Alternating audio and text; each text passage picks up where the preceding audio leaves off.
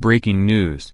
California wildfire, largest fire ever to burn for rest of August. Experts blame climate. The largest wildfire in California's history is expected to continue burning until the end of August as experts blame rural living, 2-year-old rain and climate change for the infernos. Officials said on Tuesday that they expect the Mendocino Complex fire, the biggest blaze in California's history, to carry on burning for the rest of the month.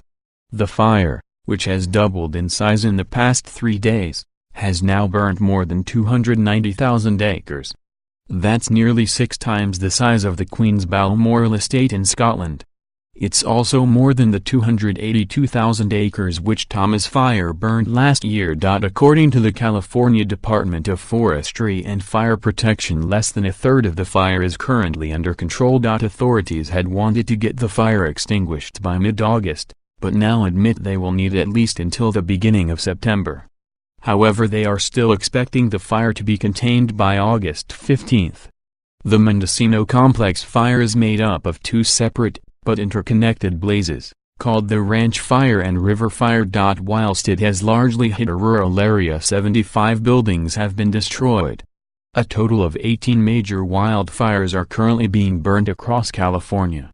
They are being fought by 14,000 firefighters as well as military personnel and volunteer prisoners being paid $1.70 an hour. It comes during an intensifying debate as to what has made the fires so bad. On Monday, President Trump controversially blamed environmental laws which he claimed were stopping water getting to the fires.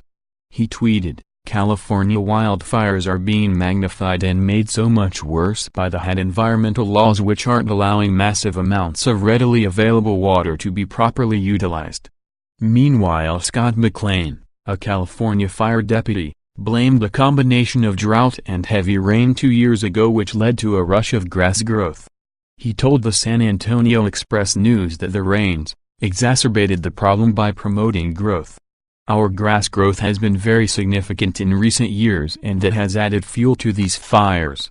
John Keeley, a fire scientist from the U.S. Geographical Surgery, said that more people living in high-risk areas in recent years has made it harder for the authorities to fight fires. He argued, "This is a people problem. What's changed is not the fires but the fact that we have more and more people at risk." Others are blaming climate change. Scott Stevens, professor of fire science at the University of California, told the New York Times, "Things are happening here in California that 10 years ago I never heard about. Many times now in the evening fires are burning at night almost as active as they are in the day." The Union of Concerned Scientists claimed, high spring and summer temperatures are increasing the likelihood of drought and a longer wildfire season. These hot dry conditions also increase the likelihood that wildfires will be more intense and long burning once they are started by lightning strikes or human error.